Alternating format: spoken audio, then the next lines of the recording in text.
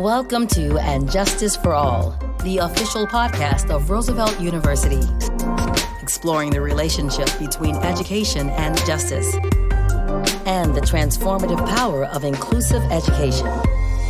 Hosted by Roosevelt University President Ali Malekzadeh.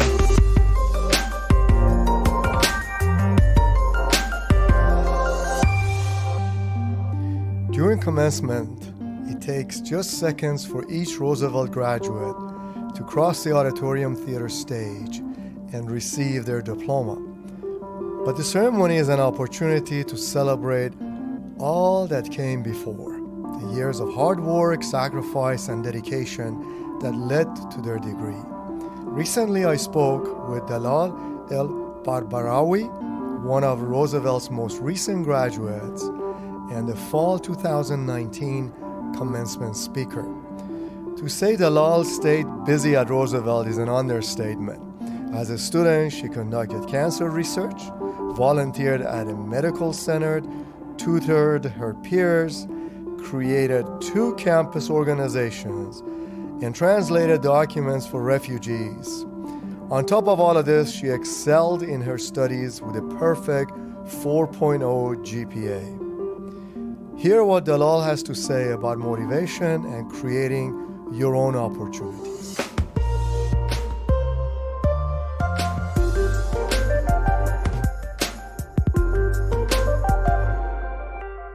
All right, Dalal, let's chat. Let's chat. Okay. Tell us about yourself, your background, what brought you to Roosevelt University, and all those great things. Yes, so my heritage, I'm Palestinian. Both of my parents were actually born and raised in a little village in Palestine called Halhul. My father migrated to the States first, and when he was here, he attended University of Chicago. He was top foreign exchange student at his class. And, life happened. Later on, my parents got married, and then there's the story of us. So I grew up in the northwest suburbs of Chicago. Growing up, I always aspired to be a diplomat, just because when you're Palestinian, you just grow up knowing that you have to be an activist because your struggle to be heard, your people struggle to exist, and you just struggle with the erasure of your history. So you know that growing up, you have to make people know that you're Palestinian, for people to know what Palestine is really. And I was just really inspired by the stories of my mom and my dad and most of my family who still lives in Palestine. And really, I grew up and I just knew that I wanted to make a change. I wanted to be the change that I wanted to see. And going about that route, I just felt really defeated because I felt like, of course, in politics and in law, it takes centuries for you to see, the effect of any advocacy that you do. So I decided that I wanted to go into medicine because in medicine, you see almost the automatic effect of what your help does to patients. When I was applying to colleges, I applied honestly to over 40 colleges. 40 colleges? Yes. Okay. I was accepted into all of them. But then I decided that 1, I wanted to stay in the States, and 2, I wanted a smaller university that also represented my beliefs. When I came to Roosevelt for a tour, the faculty and staff were so welcoming. They were just so amazing, and automatically that negative stigma that you get about college professors and whatnot was eliminated, right just at that open house. And at that moment, I knew that this was going to be my college. Also, you mentioned that you've been admitted to about 40 different universities. Now, how much did the mission of Roosevelt University in social justice had to do with you choosing Roosevelt as the place to come? It was everything for me. I mean, when you're applying to different universities, you always expect this, bureaucratic type of business and whatnot. And I just really appreciated that Roosevelt seemed to really be true to their social justice mission, and that really manifested in all of my different activities and classes here on campus. I always saw the mission kind of just in real life, which I really appreciated. Okay. Well, obviously you have thrived here And we'll come back to that, but I'm going to go back to being a Palestinian American and living in the States. And, take us to your dinner table with your family as you're all sitting there and talking and eating food, and explain some of that to me.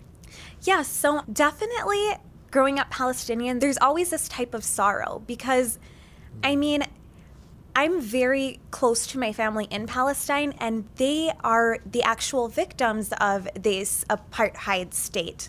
So sometimes they have to hike up mountains just to get clean water. And for days, they may not have electricity. For nights, they hear bombing in nearby villages, children shot in the street. It's a really sad situation. And, at the dinner table, of course, we are always in remembrance of our family members in Palestine and all of those suffering in Palestine. But there's also this sense of optimism in that we know that we're blessed to be where we are today, and it really is up to us to make a change. And all of our family in Palestine is counting on us to, be successful and show the world who Palestinians are. Yeah. See, part of it is the story you're telling is the story of America. Yes. Okay, that every immigrant group throughout our history who came to the States had the same issues that you were talking about. And some of that is still going on. I agree. Okay. And it's how we make it work here, and also how we help where our families grew up. So, the story you're telling me is so inspiring about you and your dad. Of course, I've never heard of the University of Chicago. Is that a good school around here? Just kidding. Oh. All right. All right. But, you came here and you've been successful. So walk me through your years that you've been at Roosevelt University and your involvement. Yeah, so right off the bat, it was really an amazing experience. My first semester here, I was taking an political science class that was Introduction to International Relations with Dr. Barrett, who I love very much. And from there, she actually got me to do like an independent study at the John Marshall Law School.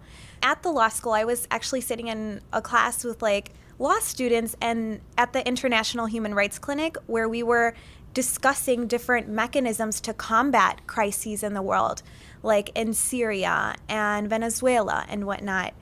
And I was actually able to translate a lot of documents for Syrian refugees because of the Arabic language that I had. And it was just really inspiring, and it really touched my heart. And after that, Dr. Barrett and I and two other students got to go to New York to attend a United Nations meeting with the American Bar Association, where we were discussing the possibility of a convention for the rights of elderly aged persons. Oh, that sounds wonderful. Yeah. So that was the start That was being just at the Roosevelt start. University. All right. Walk me through the following years and so forth. Yeah, through the following years, of course, I was tutoring in the Learning Commons, where I tutor in a number of subjects. So in the math sciences, and I also do writing. And I ended up changing my major to biochemistry from international studies, which was great. Oh, it's a much easier subject anyway. Yes, of course. Totally. All right, now, you changed your major from international studies to sciences. That's a dramatic change. Yes. Tell us why. So I was always really good at the sciences and math, really without even trying. So my first semester here, I took physics just because I still wanted to have that experience with science classes, but I was on the route of still having my major as international relations. And really, throughout my major in international relations and throughout my activism and several events that I was involved in, I saw this constant defeat. And of course, in politics, it may take a lifetime or centuries before you see, a tangible change that you are working for. And a lot of people can live with that, but I was just not satisfied with it. I wanted to go into a career where I felt like I could make the change and I could see the change and the effect of my work. So that's when I decided to go into the sciences in lieu of becoming a trauma surgeon and spending a good majority of my life in war-torn countries in the Middle East, just being the hands-on responder to victims of bombings and whatnot. Sounds fantastic. From there, I was involved in a lot of organizations on campus. So I founded Muslim Student Association here. I also was involved in One Voice, Natural Science Club, and I also founded MedLife on campus. I was always like really active in doing different like Palestinian teach-in events or different diversity or cultural events, which was really nice. I also did a lot of research. So I was at the Field Museum where I did research on a species of different mice from Africa and just trying to compose a phylogenetic tree of their relation to each other. I also did sociology research as part of the Honors College, where I was looking at demographics of different areas in Chicago and how that affects the success of those schools in the greater Chicagoland area. And I am now currently very involved with advanced prostate cancer with Dr. Long, who is a mentor here in the biology department. And really, in simple terms, not too sciencey terms, we're looking at the mechanism that drives castrate-resistant prostate cancer, which is advanced prostate cancer, past the point where radiation and other therapeutic methods have failed. And we have noticed that there is a new mechanism that mimics the targeted mechanism, and that's what allows the progression of this disease. Wow, you just walked me through a whole array of research, global research on important topics. Yes. And of course, coming back to cancer and prostate cancer is significant for the population that we're looking at. And obviously, I'm feeling that you're going to end up in medical school, perhaps? Yes, that is my goal. Okay. For a year and about like 3 months now, I've been working at a medical center in the southwest suburbs of Chicago. It's at like an underserved clinic where we see a lot of low-income and non-insured patients. And I've gotten so much experience there just with different things like drawing blood, giving vaccines, the regular day-to-day patient care, taking vitals and whatnot, but also interacting with patients and seeing where there's that gap between the provider and the patient and how there's a lot of miscommunication, and that leads to, for example, patients not regularly taking their medicine or not knowing what the best course of treatment is. And it's just been really amazing to be able to be that middle person who provides that extra explanation that the doctor doesn't have time to do, of which the patients really appreciate. And every day I go home and I am just so happy, and there's nothing else that I would rather be doing at the moment. Oh, that's awesome. Now, I did notice that your GPA was 4.0 out of 4.0. Yes. So I'm sure your parents were asking you, honey, can't you do better? They are. You know, everyone in my family is used to it. I was valedictorian in 8th grade, in high school, and in college. I refuse to settle for anything less. Okay, well, you know that's dangerous, right? Yes. Somewhere along the line, somebody is going to say no. Yeah, and But- that's happened here at Roosevelt. I did have an instant where an instructor did tell me, hey, you don't have to be such a perfectionist. And I think I actually really appreciated that. That was, I think, my first wake-up call. And after that moment, I was still able to get the grades that I got without putting so much stress and pressure on myself. Okay. Well, then it's healthy. Yes. Absolutely. And, tell me about a moment that you heard that you've been selected to be our commencement speaker. Yes. So I was actually driving home, and every single day for a week, I kept refreshing my emails to see if I would get anything in there. And I don't know, I just had this gut feeling that I was going to be the commencement speaker, but I was like, I don't know, I can't be too sure. So when I finally got it, I just screamed in the car, and then I called my sister, who's also a student here, and she was just very excited. I called my mom too, and I was just so happy. Well, again, congratulations. That's quite an honor. Thank you. I'm glad to obviously. have given the opportunity to represent my peers here at Roosevelt. Okay, now give yourself an advice. Okay, it's 10 years from now. You are now a physician. You're doing trauma, surgery, and all the things that you aspire to do. Yet you think back and you want to give advice to yourself, just entering Roosevelt, freshman class. What would that advice be? Honestly, that advice would be to take a break. You don't have to have a 4.0. You know, I missed out on a lot of sleep and different activities that I would have liked to be involved in, even though I was involved in many things that I am thankful for. But I think just now we're young as college students, and of course there's always that pressure that you want to be successful and you want to be the best at what you do, but you also have to live life. Life is such a precious thing, and we don't know how long we're guaranteed, so. Dalal, there's a way we can actually fix this. Here's what we can do. You and I can agree and kind of surprise your parents, okay, who will come to commencement, is that we like Dalal so much that we're going to keep her here for another year. Okay. She's not going to take any classes. She's just going to, stay on campus, enjoy going to class if she wants to, and, rest and recreation and refresh. How's that? I love that idea. Okay, so why don't we do that? So We're after going you to give do your that. commencement speech, all right, I will then get to the podium and tell your parents that, we need to keep her here for one more year. How's that? I love that idea. I was planning to do it either way. So. Okay, there we go. Well, that sounds absolutely great. And, I have no doubt that you will be successful in your career, mainly because of your focus, your upbringing, your values, and all the things that also your professors taught you. So you mentioned one professor, of course. Yes. Okay. One of many. I've loved one of all many. of my professors. Give too. me a list of all the professors, or at least a handful, who really helped you along the way. Yeah. So Dr. Barrett, Of course. Dr. Long, Uh-huh. Dr. Jameson, Uh-huh. Dr. Farmer. There's so many. Oh my gosh. I hope I'm not forgetting anyone. All of my science teachers and my political science teachers. I honestly have had such an amazing experience. I can't complain about anyone. Dr. Downey, too. Okay. All right. And, let's go back to your experience as a student.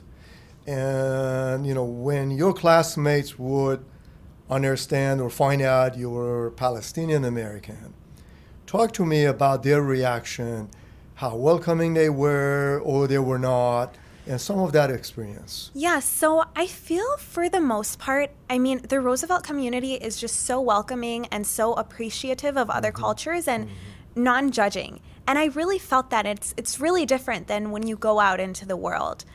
The most difficult part was really getting the science students to, because a lot of people don't know what Palestine is and they don't know about the conflict. So I would always host different events and force all the science students to come to them and learn about it.